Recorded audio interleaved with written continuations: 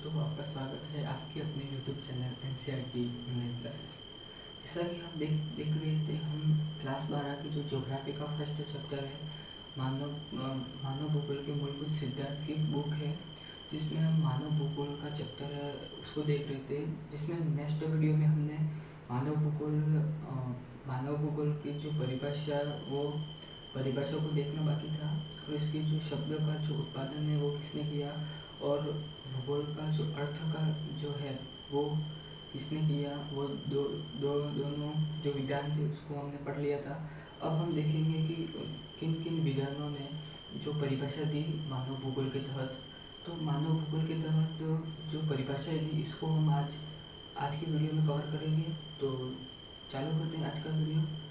चलो फर्स्ट देख लेते हैं कि मानव भूगोल की जो दो शाखाएं हैं उसको हम अध्ययन कर लेते हैं। कौन कौन सी थी दो शाखाएं? तो हमने पढ़ा था, एक तो भौतिक भूगोल, एक और मानव भूगोल। भौतिक भूगोल के तहत हम देखेंगे कि भौतिक पर्यावरण का अध्ययन किया जाता है। भौतिक भूगोल में किसका अध्ययन किया जाता है? तो भौतिक भूगोल में जो पर्यावरण का अध्ययन किया जाता है, आसपास में रहने वाले जो पर्यावरण है दूषित है, तो उसका अध्ययन किया जाता है, जिसको हम पर्यावरण का अध्ययन किया जाता है। जैसे कि यहाँ पर है पर्यावरण का अध्ययन किया जाता है। तो भौतिक भूगोल में किसका अध्ययन किया जाता है? तो पर्यावरण का अध्ययन किया जाता है। या कोई याद हो गया होगा मेरे हिसाब से। तो हम देख लेते हैं जिसे भौतिक भूगोल कहते हैं। अब दूसरा है कि मानव भूगोल। मानव भूगोल किसे कहते हैं? तो भौतिक पर्यावरण, वो ये जो था ही भौतिक भूगोल में क्या था कि भौतिक पर्यावरण का अध्ययन किया जाता है, और मानव भूगोल में क्या है कि भौतिक पर्यावरण के साथ ये जो भौतिक पर्यावरण है उसके साथ साथ इसका मानवीय जो गतिविधियों है उसका जो अध्ययन किया जाता है उसे मानव भूगोल कहते हैं।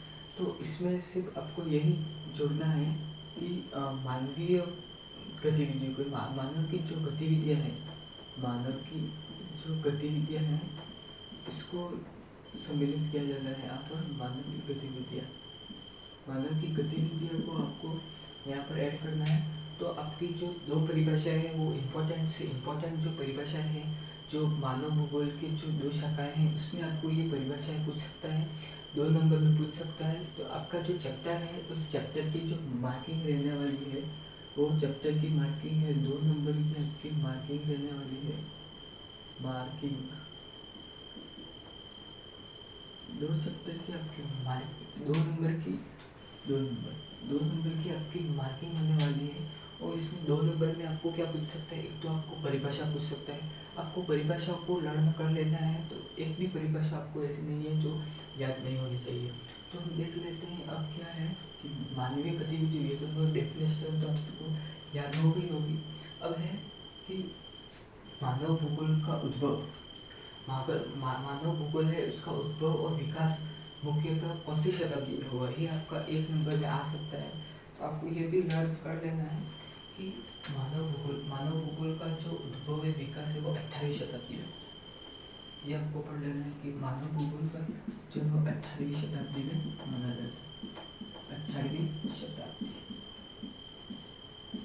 शताब्दी में माना जाता है, ये आपको कर लेना है। इसके बाद है दूसरा है कि आधुनिक मानव भूगोल के जन्मदाता। तो आपको आधुनिक मानव भूगोल के जन्मदाता किसे कहा जाता है? तो आपको आधुनिक मानव भूगोल के जन्मदाता जर्मन के भूगोलवेता, ये याद रखना है। कहाँ के निवासी थे? जर्मन। और जर्मन के भूगोलवेता कौन थे? Friedrich Ratzel. ये विधान हुए फ्रेडरिक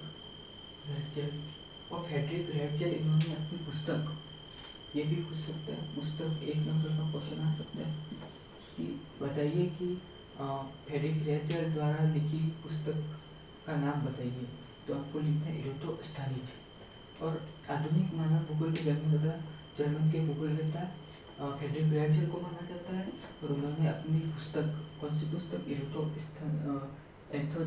एंथ्रोपोज्योग्राफी की रचना की। तो ये पढ़ लेना, एंथ्रोपोज्योग्राफी, ये याद रखना है। ऐसे याद रखना है कि एंथ्रोपोज्योग्राफी, इतना ही ऐड करना है। जो ज्योग्राफी को आपको होता है तो एंथ्रोपो आपको याद रखना है। तो अब है नेक्स्ट पॉइंट की मानव भूगोल की परिभाषा। अब ये 2 नंबर का क्वेश्चन यहाँ से आपका बैठ जाएगा। 2 नंबर का प्रश्न आपको यहाँ से मिल जाएगा कि मानव भूगोल की परिभाषा। तो आपको फ्रेडरिक ये जो विद्यार्थी जिन्होंने अपनी जो पुस्तक है हेरिटेज स्टडीज में इन्होंने अपनी एंथ्रोपोजोग्राफी पुस्तक एंथ्रोपोजोग्राफी, जिसमें आपको कौन सी परिभाषा दी रखी है, तो मानव भूगोल मानव समाज और धरातल के बीच संबंधों का संश्लेषित अध्ययन। मानव भूगोल और मानव समाजों और धरातल के बीच संश्लेषित अध्ययन, संबंधों का संश्लेषित अध्ययन। ठीक है, फ्रेडरिक रेचल की आपके 2 नंबर के प्रश्न, 2 मार्क्स का क्वेश्चन यहाँ पर बैठ जाएगा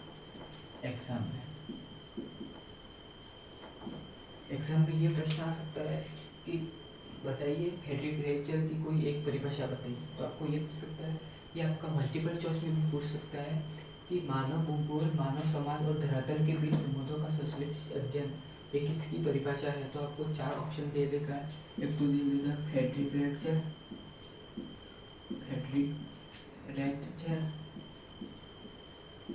और दूसरा पूछ लेगा आपको ग्रिफिथ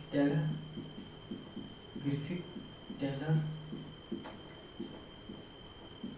और दूसरा जीन ब्रूस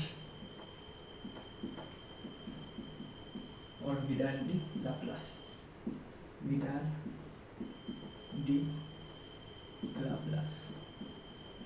इसमें से आपको आंसर बताना है कि मानव भूगोल और मानव समाज और धरातल के बीच संबंधों का संश्लेषित अध्ययन ये परिभाषा किसने दी। तो आपको ये आंसर आपको कर लेना है, ये राइट क्वेश्चन हो जाएगा आपका। तो ये हमने पढ़ लिया। अब इस जो है अब मानव भूगोल समाजों को ये आपको एक परिभाषा आपको लर्न करनी है, अच्छे से याद कर लेना है क्योंकि ये बोर्ड में आता ही है। तो आपको लर्न कर लेना है। 2 नंबर में आपका ये चैप्टर में ये आपको तीन जो परिभाषा है, 2 परिभाषा बाकी है वो भी पढ़ अभी नेक्स्ट स्लाइड में मैं बता दूंगा। तो आपको क्या करना है कि इन तीनों को आपको याद कर लेना है। इसलिए आपको जो परिभाषा है, जो परिभाषा आपके एग्जाम में आ सकती है।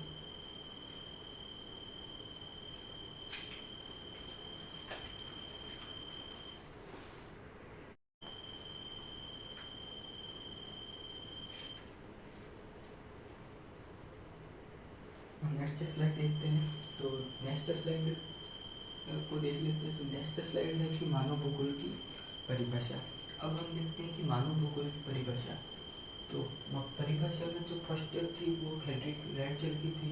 अब सेकंड जो है वो है जो एलन सी सैम्पल। अरे एलन सी सैम्पल कौन था, तो आपको याद रखना है कि एलन सी सैम्पल है वो रेचल के शिष्य थे। एक तो क्या थे, रेचल के शिष्य थे और प्रसिद्ध अमेरिकन भूगोलवेता थे। और एलन सी सैम्पल के अनुसार मानव भूगोल की उनकी परिभाषा क्या दी, तो एलन सी सैम्पल ने परिभाषा दी कि एलन सी सैम्पल के अनुसार मानव भूगोल और चंचल मानव और अस्थायी पृथ्वी के पारस्परिक परिवर्तनशील संबंधों का अध्ययन। तो मानव भूगोल और चंचल मानव, ये याद रखना है। मानव कैसा है, यहाँ पर एक चंचल मानव है और अस्थायी पृथ्वी क्या है, अस्थायी नहीं है। और पारस्परिक परिवर्तनशील संबंधों का अध्ययन। तो ये आपको 2 नंबर में एक परिभाषा पूछ सकता है। ये आपकी फिर से कह देता हूँ कि ये मार्किंग आपकी 2 नंबर का ये चैप्टर होने वाला है। अब कौन थे ये रेचल, तो पता चल कि इनके शिष्य थे किसके, एलन सी। और रेचल के शिष्य थे एलन सी सैम्पल, उन्होंने जो परिभाषा दी।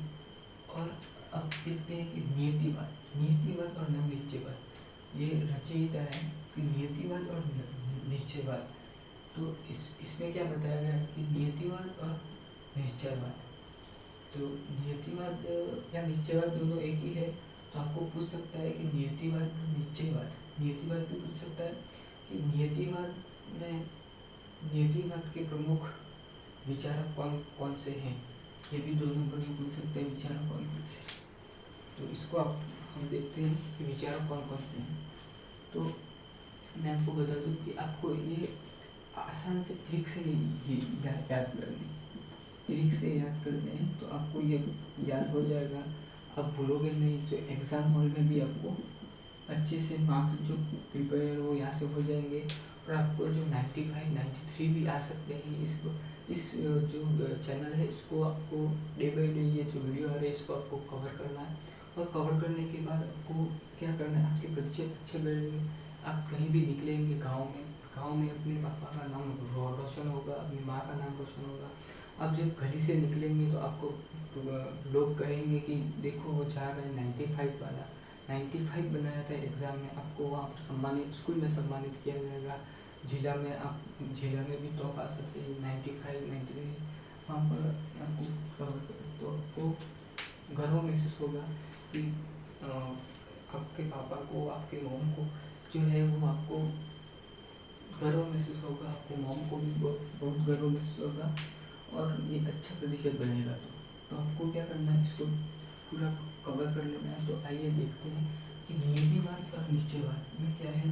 तो आपको याद कर लेना है ये पूरा क्या है, प्रकृति को अधिक प्रभावी माना। इसमें क्या माना है, नियतिवाद और निश्चयवाद में प्रकृति को अधिक प्रभावी माना, प्रकृति को अधिक प्रभावी माना, याद होगा प्रकृति को अधिक प्रभावी माना है इसमें। और दूसरा क्या है कि यह प्रकृति का दास, मानव प्रकृति का दास वो भी है, और नितांत आवश्यकता की स्थिति है इसमें। नितांत आवश्यकता की स्थिति और मानव प्रकृति का दास। मानव है वो क्या है, प्रकृति का दास, और नितांत आवश्यकता की स्थिति। और तीसरा है हमने पढ़ा है वो है कि प्रकृति को अधिक प्रभावी माना। और इसमें जो विचारक हुए आपको पूछ सकता है कि इसमें कौन से, कि नव नियतिवाद और नव निश्चयवाद, ये दोनों में एक आ सकता है। तो इसमें प्रमुख विचारक कौन कौन से हुए या कौन थे। तो आपको ये तो जर्मन के थे, ये भी याद रखना है, और ये अमेरिकन भूगोलवेत्ता थे। तो एलन सैम्पल अमेरिका के भूगोलवेत्ता और फ्रेडरिक ड्रेजर जर्मन के भूगोलवेत्ता थे। ये आपको निवासी के रूप में पूछ सकता है 1 नंबर में, निवासी के रूप में पूछ सकता है ये दोनों प्रश्न। और विचारक फ्रेडरिक ड्रेजर और एलन सैम्पल। तो ये याद आपको देख लेना है कि पहला पॉइंट में क्या है कि पहले में है कि प्रकृति को अधिक प्रभावी बनाए। तो प्रकृति को प्रभावी याद रखना, प्रभावी माना है। दूसरा है नितांत आवश्यकता की स्थिति, नितांत आवश्यकता पर लेना। दूसरा है कि प्रकृति का दास,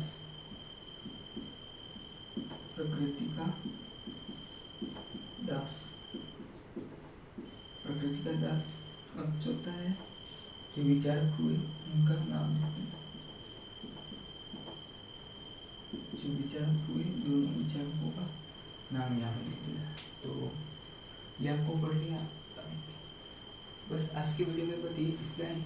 आपको वीडियो अच्छी लगी हो तो आपको कमेंट करना, शेयर करना, और वीडियो को सब्सक्राइब कर लेना, जिससे आने वाली जो वीडियो की नोटिफिकेशन है वो आप तक पहुँच जाए। और मैं बता दूं कि आपको जो शिक्षा से रिलेटेड जो न्यूज़ है वो भी आपको इस चैनल पर मिल जाएगी। तो आपको इस चैनल को सब्सक्राइब कर लेना है, इसलिए जो वीडियो की नोटिफिकेशन आप तक पहुँचे। और जो लैपटॉप वितरण अथवा अन्य जो वितरण है, लैपटॉप फोन वितरण, इसके बारे में आपको फुल डिटेल इस जो चैनल है इसमें मिल जाएगी। तो आज की वीडियो में बस इतना ही। थैंक यू, धन्यवाद ऑल ऑफ यू।